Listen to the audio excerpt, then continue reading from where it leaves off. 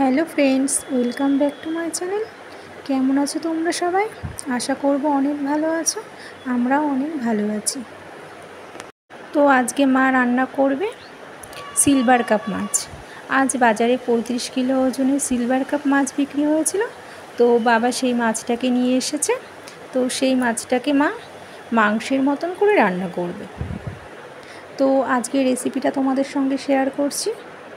মাছ রান্না করতে লাগবে 300 গ্রাম পেঁয়াজ, একটা বড় আস্ত রসুন, একটা টমেটো, 4 থেকে 5টা কাঁচা লঙ্কা, 2 কোয়া মতো আদা। এর মধ্যে 2 চামচ জিরে দিয়ে পেস্ট করে নিতে হবে। তো মশলাগুলিকে আমরা মিক্সিতে ভালো করে পেস্ট করে নেব। তো আমাদের এখানে মশলা তৈরি হয়ে গেছে। তো প্রথমে আমাদের মাছগুলিকে ভালো করে ধুয়ে নিতে হবে। তো প্রথমে আমরা ঠান্ডা জল দিয়ে ভালো করে মাছটিকে ধুয়ে নিচ্ছি। ধুয়ে নেওয়া হয়ে গেলে হালকা উষ্ণ গরম জল দিয়ে ভালো করে আর একবার ধুয়ে নেব। কি বলো তো বন্ধুরা, একটু উষ্ণ গরম জল দিয়ে ধুয়ে নিলে না মাছের আষ্টে গন্ধটা আর লাগে না। তো এবার মাছগুলিকে লবণ হলুদ মাখিয়ে রেখে দিতে হবে। তো আমরা এখানে লবণ হলুদ সামান্য গোলমরিচ গুঁড়ো দিয়ে মাছগুলিকে ভালো করে মেখে নিয়েছি। ভালো করে মেখে কিছুক্ষণ রেখে দিতে হবে। তো আমাদের মাছটা ভালো করে মাখানো হয়ে গেছে। আমরা এবার কিছুক্ষণ মাছটাকে রেখে দেব।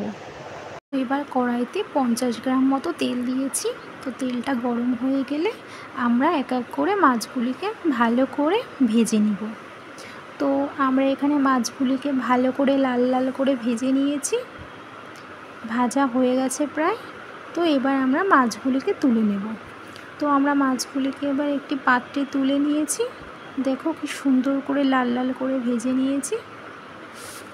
এবার ওই তেলে সামান্য জিরে, শুকনো লঙ্কা, গরম মশলা, এলাচ দিয়ে ফোড়ন দিতে হবে। তো আমরা এখানে একটু নাড়িয়ে চাড়িয়ে নিয়েছি। এরপর স্বাদের জন্য একটু চিনি দিতে হবে।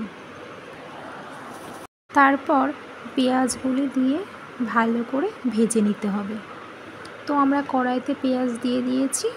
আমরা পেঁয়াজগুলিকে ভালো করে লাল লাল করে ভেজে নেব।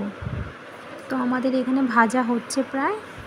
তো ভাজা ভাজা হয়ে আসলে তো এবার ভাজা পেঁয়াজের উপর আমরা যে মশলাটি তৈরি করে রেখেছিলাম ওর মধ্যে স্বাদ মতো লবণ, হলুদ, লঙ্কার গুঁড়ো, 1 চামচ ধনে গুঁড়ো দিয়ে ভালো করে কষাতে হবে। তো ভাজা পেঁয়াজের উপর আমরা মশলাগুলি আস্তে আস্তে দিয়ে দিয়েছি। এবার মশলাগুলিকে পেঁয়াজের সঙ্গে ভালো করে নেড়ে চেড়ে কষাতে হবে। তো আমরা এখানে খুন্তি দিয়ে ভালো করে মশলাটিকে কষিয়ে নিচ্ছি। তো আমাদের এখানে মশলাটিকে ভালো করে প্রায় কষিয়ে নেওয়া হয়ে গেছে। তো এর মধ্যে অ্যাড করতে হবে আমরা যে মশলাটি করেছিলাম। তো এই মশলা ধোয়া জল সামান্য পরিমাণ কড়াইতে দিতে হবে, দিয়ে ভালো করে আবার কষাতে হবে। তো আমাদের এখানে মশলাটি প্রায় কষিয়ে নেওয়া হয়ে গেছে, লাল লাল হয়ে গেছে। তো এর মধ্যে অ্যাড করতে হবে আমাদের টক দই।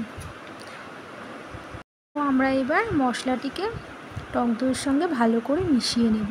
তো খুন্তি দিয়ে ভালো করে টক দইটিকে মশলার সঙ্গে মিশিয়ে নিতে হবে। তো আমরা এখানে ভালো করে মশলাটির সঙ্গে টক দইকে মিশিয়ে নিয়েছি, ভালো করে কষিয়ে নিয়েছি। তো আমাদের মশলাটি প্রায় হয়ে এসেছে। এবার এর মধ্যে অ্যাড করতে হবে টমেটো কুচি, 2টো কাঁচা লঙ্কা দিয়ে আবার ভালো করে নাড়িয়ে চাড়িয়ে কষিয়ে নিতে হবে। তো আমাদের মশলাটি প্রায় হয়ে এসেছে।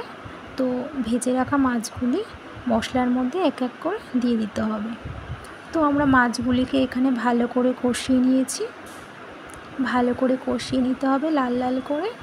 তো এবার এর মধ্যে অ্যাড করতে হবে সামান্য ধনেপাতা কুচি। তো বন্ধুরা, ধনেপাতা কুচিটা দিলে না গন্ধটাও ভালো লাগে, তো খেতেও টেস্ট হয় অনেক। তো এবার এর মধ্যে অ্যাড করতে হবে সামান্য জল। সামান্য জল দেওয়ার পর একটু কষিয়ে ঢাকনা দিয়ে রেখে দিতে হবে। 10 মিনিট পর ঢাকনা তুলে নিতে হবে। তো তৈরি হয়ে গেছে আজকে আমাদের সিলভার কাপ মাছের কালিয়া। তো কেমন হয়েছে বন্ধুরা আজকের রেসিপিটা অবশ্যই জানিও কমেন্ট করে। যদি ভালো লেগে থাকে আমাদের রেসিপিটা তো লাইক করে দিও, শেয়ার করে দিও, সাবস্ক্রাইব করে দিও। ভালো থেকো, সুস্থ থেকো।